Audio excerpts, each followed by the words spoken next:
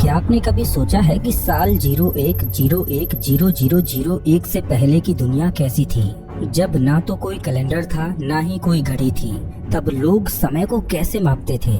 उन्हें कैसे पता चलता था कि कब कौन सी फसल बोनी है और कब कौन सी फसल काटनी है? इंसानों के इतिहास में एक वक्त ऐसा भी था जब इस धरती पर कोई तारीख नहीं थी, ना साल था ना महीना। फिर भी कुछ लोग जानते थे कि कौन सा दिन शुभ है और कौन सा दिन सबसे भयानक। और क्या आपने कभी सोचा है कि कैलेंडर में एक साल 365 दिनों का ही क्यों होता है और साल में 12 महीने ही क्यों होते हैं? इस सवाल का जवाब इतना आसान नहीं, क्योंकि इस सवाल का जवाब विज्ञान और प्राचीन सभ्यताओं की जड़ों में छुपा है। इस वीडियो में हम समय में पीछे चलेंगे, बहुत पीछे, वहाँ जहाँ ना कोई कैलेंडर था, ना कोई तारीख, जहाँ समय को देखा नहीं जाता था बल्कि महसूस किया जाता था। क्योंकि ये सिर्फ समय की कहानी नहीं है, ये इंसान की सोच, उसकी कल्पना और उसके अस्तित्व की कहानी है। और एक चेतावनी, इस वीडियो में आप जो कुछ भी जानने वाले हैं वो शायद आपकी आज की समय की सोच को पूरी तरह से बदल दे। नमस्कार दोस्तों, मैं हूं श्याम तोमर, स्वागत करता हूं आपका इस वीडियो में। एक सवाल जो इतिहासकारों से लेकर वैज्ञानिकों तक किसी के पास उसका पूरा जवाब नहीं है। सवाल ये नहीं है कि इंसान ने घड़ी कब बनाई, सवाल ये है कि जब घड़ी नहीं थी तो तब समय चलता कैसे था। कल्पना कीजिए, आपकी आंख एक ऐसी दुनिया में खुलती है जहां कोई तारीख नहीं होती, कोई सोमवार नहीं, कोई नया साल नहीं और ना ही घड़ियां या कैलेंडर। आपको नहीं पता आज कौन सा दिन है या यहाँ तक कि साल कौन सा है। तो आपके लिए वो दुनिया कैसी होगी? आप अपनी यात्रा या कोई मीटिंग कैसे प्लान करोगे? आप अपना जन्मदिन कब मनाओगे? आप नए साल का जश्न कब मनाओगे? आप ये कैसे तय करोगे कि कब आपको कोई त्योहार मनाना है? लेकिन जब आप अपने आसपास के लोगों को देखते हो तो आप देखते हो कि फिर भी लोग जी रहे हैं, खेतों की बुवाई कर रहे हैं, भविष्य की भविष्यवाणियां कर रहे हैं, युद्ध की तारीख तय कर रहे हैं। अब सवाल ये उठता है कि जब 1 जनवरी 0001 भी नहीं आया था, तब इंसान समय को कैसे समझता था? उनके पास कोई डिजिटल घड़ी नहीं थी, लेकिन वे फिर भी जान लेते थे कि कब कौन सा त्योहार मनाना है। कैसे? क्या उन्होंने सितारों से बात की थी या कोई और रहस्यमय तरीका था जिससे वे वक्त को पकड़ पाते थे? कुछ लोगों का मानना है कि हमारे पूर्वजों के पास कोई छुपा हुआ ज्ञान था जिसे वक्त के साथ खो दिया गया। क्या हम उस ज्ञान को वापस खोज पाएंगे? क्या कभी आपने ये महसूस किया है कि घड़ी की टिक टिक असल में आपकी रूह पर एक कैद है? हम सोचते हैं कि हम समय को मापते हैं, लेकिन क्या सच ये नहीं कि समय हमें मापता है? हम मानते हैं कि समय की शुरुआत 1 जनवरी 0001 से हुई थी, लेकिन वो सिर्फ वो पल था जब इंसानों ने उसे बांधने की कोशिश की थी। असल में समय उससे बहुत पहले श्वास ले चुका था, पर उसकी भाषा कोई नहीं जानता था। हजारों साल पहले जब इंसान आसमान की ओर देखते तो उन्हें कुछ बदलाव महसूस होते, जैसे रात में चांद का दिन प्रतिदिन छोटा या बड़ा होना, दिन में सूरज का एक दिशा से निकलकर दूसरी दिशा में अस्त होना, रात में तारों की स्थिति का बदलना। आसमान में होने वाले ये बदलाव कुछ और नहीं बल्कि समय की अनुभूति थे। ऐसा पहली बार था जब उन लोगों ने समय को पहचानने और उसे जानने की कोशिश की थी। लेकिन सवाल ये था कि वो इस वक्त को कैसे बांधें। अब उसे चाहिए था कोई ऐसा तरीका जिससे वो इस वक्त को छू सके, उसे स्थिर कर सके और उसके अनुसार चल सके। और यहीं से शुरुआत हुई इंसान के पहले टाइम मशीन की, जिसे आज हम घड़ी बोलते हैं। वो कोई धातु की घड़ी नहीं थी, ना ही कोई कंपास, वो थे महज पत्थर। आप सोच रहे होंगे कि पत्थर वो कैसे समय को माप सकते हैं, लेकिन इसका जवाब और भी अजीब है। प्राचीन सभ्यताओं ने ऐसे विशाल पत्थरों को खड़ा किया जिन्हें किसी दिशा में नहीं बल्कि सूरज की परछाई के हिसाब से लगाया गया था। हर दिन सूरज अलग कोण से निकलता था और जैसे जैसे दिन बीतते तो पत्थरों की परछाई भी बदलती जाती। लेकिन साल के एक खास दिन वो परछाई ठीक उसी बिंदु पर गिरती थी जिस पर हजारों किलो के वो पत्थर रखे गए थे। आप इसे क्या कहोगे, एक संयोग या किसी रहस्य की कुंजी? ब्रिटेन का स्टोनहेंज दुनिया का सबसे प्रसिद्ध प्राचीन कैलेंडर है, जिसके द्वारा उन्होंने समय को मापने की कोशिश की थी। ब्रिटेन की एक खुली जमीन पर खड़े हैं विशाल पत्थर जो एक गोल घेरा बनाए हुए हैं, और वो पत्थर बस यूं ही नहीं रखे गए बल्कि उन्हें बहुत सोच समझ कर रखा गया था। हर साल 21 जून को सूरज ठीक उन्हीं पत्थरों के बीच से निकलता है और 21 दिसंबर को वहीं डूबता है। ये था उनका तरीका मौसम और समय को मापने का। कोई घड़ी नहीं, कोई कैलेंडर नहीं, बस सूरज और पत्थर। साल 2022 की एक स्टडी के मुताबिक स्टोनहेंज में लगे बड़े पत्थर शायद साल के 365 दिनों को दर्शाते हैं, बिल्कुल एकदम हमारे आज के कैलेंडर की तरह। इसमें हर एक पत्थर एक दिन या सप्ताह को दर्शाता है। शायद यही पत्थर उनके लिए समय बताने वाले पहरेदार थे। तो अगली बार जब आप स्टोनहेंज की तस्वीरें देखें तो उसे सिर्फ पत्थरों का ढांचा मत समझिए। ये एक प्राचीन वैज्ञानिक चमत्कार था, एक अद्भुत कैलेंडर जो समय को पत्थरों में कैद करता था। लेकिन क्या आप जानते हैं कि भारत में भी ऐसे कई स्थान हैं जहां सूर्य के साथ जुड़ा हुआ गणित हजारों साल पहले इस्तेमाल किया गया था। भारत में मंदिर केवल पूजा के स्थान नहीं थे बल्कि वे समय के केंद्र थे। आपको क्या लगता है कि कोणार्क का सूर्य मंदिर सिर्फ पूजा के लिए बना था, या फिर वो एक प्राचीन टाइम मशीन था जो समय और साल दोनों गिन सकता था? समंदर की लहरों से कुछ किलोमीटर दूर उड़ीसा में एक मंदिर है जिसे लोग सूर्य देव का रथ बोलते हैं। कोणार्क का सूर्य मंदिर इस तरह से बना है कि साल के 2 विशेष दिनों पर सूर्य की किरणें उसके गर्भगृह में ठीक उसी तरह प्रवेश करती हैं जैसे कोई वैज्ञानिक प्रयोगशाला में प्रकाश को नियंत्रित करता है। सूर्य देव के रथ में 12 पहिए, 7 घोड़े और एक रहस्य जो सदियों से छुपा हुआ है। हर पहिया साल के 12 महीनों को दर्शाता है और हर पहिए में 8 तीलियां हैं जो एक दिन के 8 पहरों को बताती हैं। आपको बता दूं कि जिस तरह से आज हम समय को घंटों में मापते हैं, उसी तरह प्राचीन भारत में हमारे पूर्वज समय को पहरों में मापते थे। अब सुनिए एक कमाल की बात। इन पहियों पर सूरज की छाया गिरती है और इससे दिन का समय मापा जा सकता है। जिस समय दुनिया घड़ी बनाना भी नहीं जानती थी, उस समय हमारे पूर्वज पत्थरों से समय को पढ़ रहे थे। ये कोई कला नहीं थी बल्कि ये विज्ञान था, और वो भी हमारे ही देश की जमीन पर। ये सिर्फ कला नहीं थी, ये टाइम इंजीनियरिंग थी। कल्पना कीजिए कि आप 5000 साल पहले के किसी कबीले में हैं।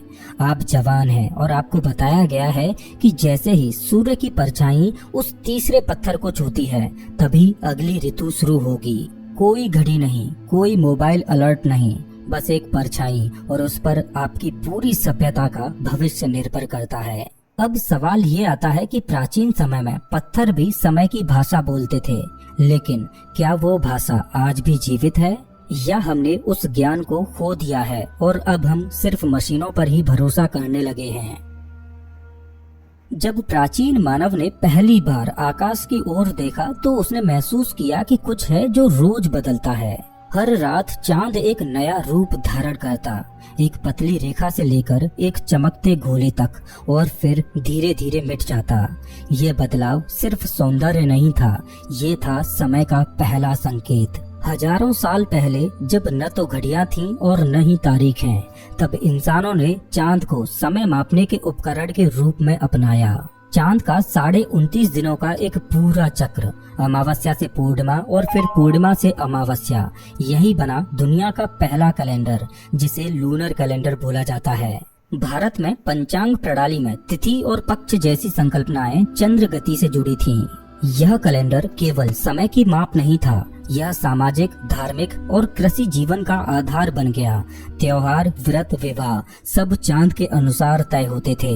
लेकिन चांद के अलावा एक और खगोलीय शक्ति समय को दर्शा रही थी, सूर्य। सूर्य का एक चक्र लगभग 365 दिन लंबा होता है। वो स्थिर था, सटीक था। यही कारण था कि मिस्र और रोमन सभ्यताओं ने सौर कैलेंडर को अपनाया। अब सवाल उठता है कि एक तरफ चांद था जो 29.5 दिनों में अपना एक चक्र पूरा कर रहा था, तो दूसरी ओर सूर्य था जिसको अलग अलग ऋतुओं के एक चक्र को पूरा करने में लगभग 365 दिन लग रहे थे। तो ऐसे में कौन सा कैलेंडर अधिक प्राकृतिक था? लेकिन भारत ने दोनों के बीच संतुलन बनाया। चंद्र और सौर दोनों को मिलाकर एक कैलेंडर बनाया जिसे लूनीसौर कैलेंडर बोला जाता है। और इस कैलेंडर में हर 32.5 महीनों में एक अधिमास जोड़ा जाता है, यानी एक महीना अलग से जोड़ा जाता है ताकि चंद्र वर्ष सौर वर्ष से मेल खा सके। इसे समझने के लिए प्राचीन विद्वान खगोलीय गणनाओं का प्रयोग करते थे। आज के समय में वैश्विक व्यापार और तकनीक के लिए सूर्य पर आधारित कैलेंडर जरूरी है, लेकिन हमारी आत्मा और संस्कृति अब भी चंद्रमा की ओर झुकी है। इसीलिए होली, दीपावली, सभी त्योहार आज भी चंद्र तिथियों से तय होते हैं। जब पश्चिमी सभ्यताएं साल, महीनों और तारीखों को लेकर संघर्ष कर रही थीं, तब भारत के ऋषि समय को युगों में माप रहे थे। वे जानते थे कि समय केवल एक रेखा नहीं बल्कि एक चक्र है, और इसी चक्र को समझने के लिए उन्होंने रचा वेदांग ज्योतिष। यह सिर्फ एक ज्योतिष ग्रंथ नहीं था, बल्कि यह समय की वैज्ञानिक व्याख्या थी। इसमें पृथ्वी की गति, सूर्य की स्थिति, चंद्रमा की कलाएं, ग्रहों की चाल, सब कुछ जोड़कर एक जटिल लेकिन सटीक प्रणाली बनाई गई थी। ये गणनाएं इतनी सटीक थीं कि आधुनिक विज्ञान ने भी बाद में इन्हें सत्यापित किया। प्राचीन भारत में ऋषियों ने समय को सिर्फ पल नहीं माना, उन्होंने उसे ऊर्जा का प्रवाह समझा। आज जब हम घड़ी की ओर देखते हैं तो हम एक नंबर देखते हैं, लेकिन जब वे आकाश की ओर देखते थे तो उन्हें एक चक्र दिखता था जो जीवन, मृत्यु और पुनर्जन्म की लय को दर्शाता था। आज के समय में हर वर्ष की शुरुआत एक आतिशबाजी के साथ होती है। 1 जनवरी को हम जश्न मनाते हैं, गिनती करते हैं और मानते हैं कि समय ने एक नया चक्र शुरू किया है, जिसे हम नए साल की शुरुआत बोलते हैं। लेकिन क्या आपने कभी ये सोचा है कि ये तारीख आखिर आई कहाँ से? दरअसल 46 ईसा पूर्व में, यानी 1 जनवरी साल 0001 से 46 साल पहले, जूलियस सीजर ने देखा कि रोमन कैलेंडर अराजकता में था। खेती के समय गड़बड़ा रहे थे, धार्मिक आयोजन बिगड़ रहे थे। इस समस्या को हल करने के लिए उन्होंने एक नया कैलेंडर प्रस्तुत किया जिसका नाम था जूलियन कैलेंडर। इसमें 365 दिन और हर 4 साल में एक लीप ईयर जोड़ा गया। लेकिन यहाँ भी एक सवाल बचा रह गया, आखिर इस कैलेंडर की कहानी शुरू कहाँ से हो? मजेदार बात यह है कि सन 0000 जैसा कोई साल कभी था ही नहीं। सीधा 1 ईस्वी यानी 1 जनवरी साल 0001 को जूलियन कैलेंडर का प्रारंभ माना गया, जिसे ईसा मसीह का जन्म वर्ष कहा गया। और इस कैलेंडर में जनवरी के महीने को साल का पहला महीना माना गया। लेकिन ऐतिहासिक रिकॉर्ड्स बताते हैं कि ईसा का जन्म भी शायद इस कैलेंडर के लॉन्च होने से 4 से 6 साल पहले हुआ था। तो क्या ये सिर्फ एक धार्मिक धारणा थी जिसे पूरे संसार का कैलेंडर बना दिया गया? सदियों तक ये जूलियन कैलेंडर चलता रहा, लेकिन 1500 वर्षों में उसमें 10 दिन का अंतर आ गया था और अब जरूरत थी इस कैलेंडर में सुधार करने की। पोप ग्रेगरी 8 ने इसे ठीक करने के लिए ग्रेगोरियन कैलेंडर लागू किया, जिसमें अक्टूबर 1582 में उन्होंने इतिहास से सीधे 10 दिन हटा दिए और 4 अक्टूबर के बाद सीधा 15 अक्टूबर आ गया। और तब से लेकर आज तक हम इसी कैलेंडर को इस्तेमाल कर रहे हैं। चलिए अब जानते हैं कि साल में 12 महीने और 1 महीना 30 दिनों का ही क्यों होता है, और जूलियन कैलेंडर में हर 4 साल में एक लीप ईयर क्यों जोड़ा जाता है, जिसमें फरवरी का महीना 29 दिनों का होता है। तो जैसा कि हमने अभी जाना कि प्राचीन समय में हमारे पूर्वजों ने चंद्र और सूर्य की चाल को समझकर ही कैलेंडर बनाए, तो हमें इस सवाल का जवाब भी चंद्र, सूर्य और पृथ्वी की चाल ही दे सकती हैं। तो इस सवाल का जवाब जानने के लिए पृथ्वी से ऊपर उठते हैं और अंतरिक्ष की ओर चलते हैं। जैसे ही अंतरिक्ष से हम पृथ्वी को देखते हैं तो हम देखेंगे कि पृथ्वी अपनी धुरी पर घूम रही है और हर एक 24 घंटे में पृथ्वी अपनी धुरी पर एक बार घूम जाती है, जिसे हम एक दिन कहते हैं। लेकिन साथ ही साथ पृथ्वी का चंद्रमा भी पृथ्वी की परिक्रमा कर रहा है। तो ऐसे में जब तक चंद्रमा पृथ्वी का एक चक्र पूरा करता है, तब तक पृथ्वी अपनी धुरी पर 29.5 बार घूम जाती है। मतलब 29.5 दिनों में चंद्रमा पृथ्वी की एक परिक्रमा पूरी करता है। इसे ही एक महीना बोला जाता है, जो कि 30 दिनों का होता है। जिस तरह चंद्रमा पृथ्वी के चारों ओर घूम रहा है, उसी तरह हमारी पृथ्वी भी सूर्य की परिक्रमा करती है। और जब तक हमारी पृथ्वी सूर्य की एक परिक्रमा पूरी करती है, तब तक पृथ्वी अपनी धुरी पर 365 बार घूम जाती है और चांद तब तक पृथ्वी की 12 परिक्रमा पूरी कर लेता है। इसी वजह से एक साल 365 दिनों का होता है और साल में 12 महीने होते हैं। लेकिन एक मजेदार बात यह है कि पृथ्वी सूर्य की एक परिक्रमा करते समय 365 दिन से एक चौथाई और ज्यादा घूम जाती है और 4 सालों में पृथ्वी पूरा एक दिन एक्स्ट्रा घूम लेती है। तो इस अतिरिक्त दिन को कैलेंडर में मैनेज करने के लिए 4 साल में एक बार लीप ईयर को जोड़ा गया, जिसमें फरवरी का महीना 29 दिन का होता है। आपको बता दूं कि हिंदू कैलेंडर जिसे पंचांग बोला जाता है, वो चंद्र की चाल पर आधारित है, जो 29.5 दिन में अपना एक चक्र पूरा करता है और एक साल में 12 चक्र पूरे करता है। उस हिसाब से पंचांग कैलेंडर में एक साल 354 दिन का होता है। लेकिन सूर्य का एक साल 365.25 दिन में पूरा होता है। तो चंद्र कैलेंडर को सौर कैलेंडर के साथ मेल खाने के लिए उसमें हर एक 2.5 से 3 सालों में एक महीना अधिक जोड़ा जाता है, जिसे अधिक मास भी बोला जाता है। और ये भी बिल्कुल लीप ईयर की तरह ही है, जिसमें एक दिन नहीं बल्कि पूरा एक महीना ही जोड़ा जाता है।